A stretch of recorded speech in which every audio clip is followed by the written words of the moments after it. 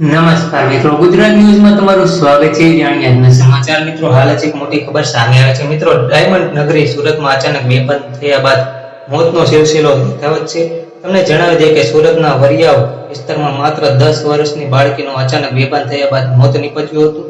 Tuition ક્લાસમાં ગયેલી બાળકી અચાનક બેભાન થઈ ઢળી પડતા જ તેમના પરિવારને જાણ કરતા દોડી ગયા હતા અને બાળકીને ખાનગી હોસ્પિટલમાં ખસેડી હતી. મિત્રો, તમને જણાવી દઈએ કે જોકે ટૂંકી સારવાર દરમિયાન મોત નીપજ્યું હતું.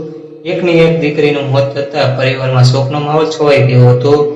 સુરતના વરિયાવ ગામ ખાતે આવેલી મદીના રેસિડેન્સીમાં મૂળ ધંધુકામના ઇકબાલ બિલ ભાઈ ખલીફા રહે છે.